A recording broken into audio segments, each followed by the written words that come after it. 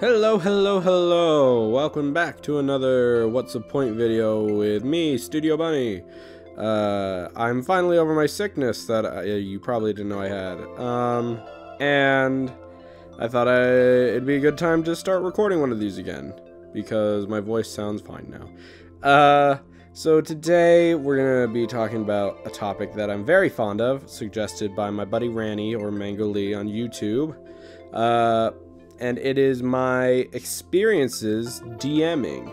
And for those of you who don't know what DMing is, DM stands for Dungeon Master, and it's for Dungeons and Dragons, because I'm a huge fucking nerd. So me and my friends got into Dungeons and Dragons like a lot, like about a year ago probably, maybe a little more now. It's been a little bit more now, when my partner Cassie decided to start a D&D campaign, because we'd been throwing the idea around for a while, and we were like, hey, I mean, we're here, we're a group, we want to play D&D, we already do like RPs and stuff like that, so why don't we like do the next like natural progression forward and do D&D? So we got into a group, or friend group, not all of us, because oh my god, we'd have a huge party. This one was big by itself. At the start, I think we had like 9 players, and by the end of it, we had 6. And 6 is still huge, but yeah, we started with like 9, and after that started, like after we started playing that and really found that we like loved it, we started doing other campaigns and stuff, and I think mine was the first one to come after that. I started like mid campaign when Cassie was doing it, and I just had this idea for a campaign where I was like, ooh, I want to do something about this spider guy that I made up, this spider god creature called the Harvester that I made up, and I want to do something about him. And I was going to use him originally, actually, for a series villain, like a show or a comic or something, like a villain in that, instead of the villain of my D&D campaign. And his character changed immensely from what he used to be. But yeah, I was just like, hey, I'm gonna start writing it, I guess, because I think it'd be really fun to try DMing, because if only one of us DM all the time, then that's gonna kind of suck for them.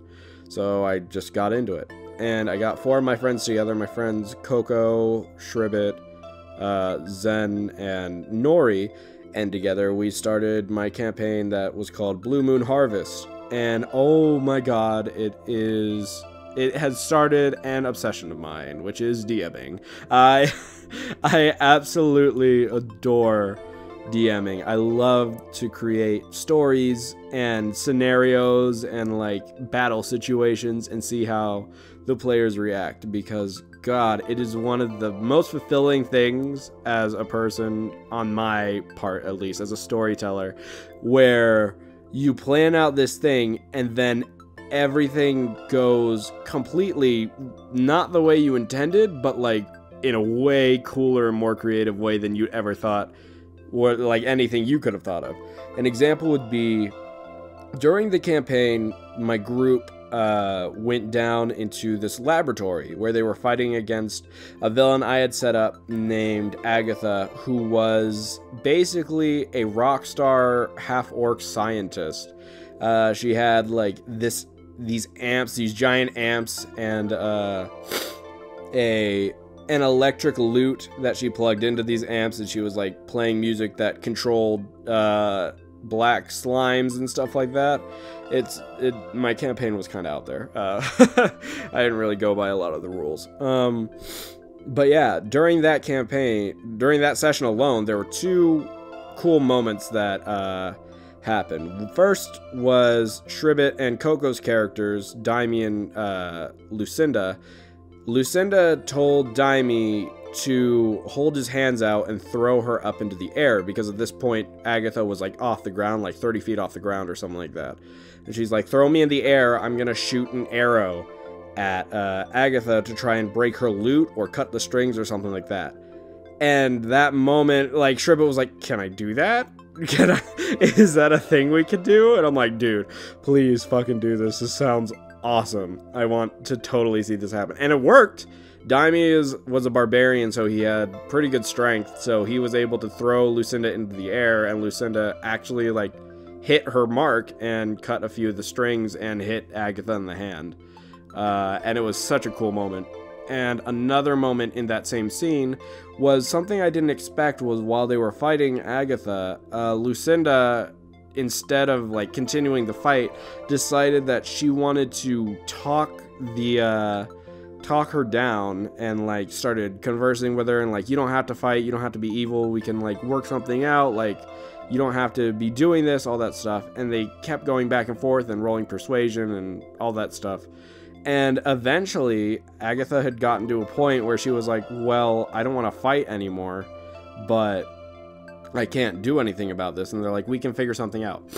And Zen's character, Ramses, a little past stuff, he was in this campaign. His character was in this like group because he was looking for some of his soldiers that he had sent out, because he's a king, or he was the king of a far-off land. And he had sent soldiers to visit the person who started this whole campaign. His name was Barnabas. He was a dwarf. But he sent his soldiers, and the soldiers went missing. And so he came out to go and find them.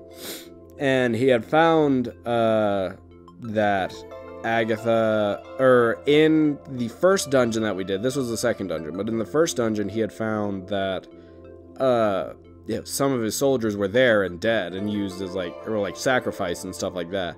So he was already like very, ooh, fuck this cult that we're fighting. And when he found out Agatha was part of that cult, he wasn't too pleased about that. But so when Lucinda was talking Agatha down, she was like, I guess I won't fight you anymore, I don't want to. And everybody had thought like, oh, everything had calmed. Ramses spoke up and was like, well, unfortunately, I'm not all that forgiving, and then attacked Agatha. And that moment was such a fucking good moment. I was just like, oh, this is gonna be a fucking great campaign. That was like the moment where I was like, this is actually probably gonna be an amazing like campaign. I think this is gonna be a success for sure. And that moment, Agatha had like 50 health left, but I was like, no, this has to be the end of the fight. This has to be where it technically ends. I mean, it technically ended there, the fighting aspect, but something else came up with Agatha after that. But yeah, that moment alone was just like, wow, this is awesome. DMing has become one of my favorite things. There was another moment where when we were DMing, or when I was DMing, we got to we were further into the story, and my party had to go on this boat to get into a town that was out down the river. They could have walked, but boat was faster. So they got into the boat, and they decided to roll to push the boat into the water, which made sense. I was like, okay, that works. And then they all proceeded to roll like below 5, and it was just so bad. They were trying so hard to get this boat in the water. So Lucinda, Coco's character, was like, here's what I'll do. I'll use Speak with Animals, because she was a ranger. She was going to use Speak with Animals with a dire bear nearby, because there was in the campaign, to get the players from place to place, instead of just like skipping over it, I had them travel with their Uber, quote unquote, driver. His name was Oxford. He was a cowboy who basically moved people around in this secret organization with his carriage his carriage pulled by dire bears. And so Lucinda was like, oh, I'll just have the dire bear come over and push the boat into the water. And I'm like, okay, that's a good idea, go ahead. And Lucinda was like, okay, hey, Lemon, which is the dire bear's name, she's like, come over here and push the boat into the water. And Lemon was like, okay, and ran over. And I rolled for Lemon. I got a nat 1, so Lemon ran over and smacked its head right into the back of the boat and knocked itself out immediately. It was such a fucking hilarious moment to see these people struggle so badly just to push a boat in the water that I was just eventually like, okay, fucking Oxford comes over and he pushes you into the water. Just forget it. It's so much fun to see moments like that, and I just love DMing so much because it's such a fun thing to have a story that you have in mind, but you don't know the detail. It's like having a story, but having the main characters of that story, like, just, they have their own being. They are going to do whatever they want. You just have the guideline of where you want the story to go and your ideas. And it's such an interesting thing to see how other people's characters react to everything you set up. It's so much fun. And I just started another campaign recently called Gilded Storybook, where the group is a part of a guild, and they go out on missions together and whatnot. They're almost all elves except for two. One's a halfling and one's a human. And they're almost all female except for one who's a human boy, who's named Halen, who's also Shribbet's character. And they have so far... It's so funny, because I have set stuff up in this campaign, and in the previous one too, I set certain things up to where I'm like, okay, here's a thing you can do. This is a bad thing, but you can do it to progress the story. So in Gilded Storybook, I set up this ghost house that they went into. They didn't know it was a ghost house, but they went into it, and this little creepy tiefling girl was like, okay, you can stay here tonight as long as you don't touch anything valuable in the house. And they were like, okay. And the little girl disappeared for a while, so they were looking for her, but also looking through the rooms and stuff, and they'd find, like, clues of, like, oh, this room smells like a dead body. Why does it smell like that? This room is locked. The basement's locked. We can't go down there. The mom is missing. The dad's missing. Like, why aren't they here with their daughter, who's, like, 6? And it was just all this stuff. And I had set it up. The whole idea was this house was filled with riches, like tons and tons of riches, like gold galore. And the idea was to have the characters, like, be greedy because, hey, the little girl's not around. She won't notice. Her dad's not coming back, whatever. So the idea was like, oh, they could steal something and then something would happen. What would have happened was they'd immediately be teleported somewhere else where they'd be getting tortured, and the group would have to find them and save them, and they'd fight the girl who turns into a giant golden skeleton with, like, sapphire eyes. There was this whole big battle that was going to be the first boss, and they didn't do it. They didn't steal anything. They didn't touch anything.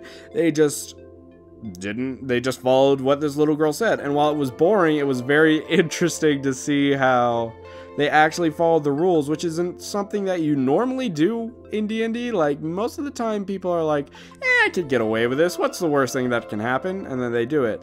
Like, a similar thing in Blue Moon. I had a scene where the characters, Ramses and Dimes, Zen and Shribbet's characters, go to a party together, as dates, quote unquote, because they were looking for a gem that they needed to complete the legendary sword to defeat the final boss, whatever.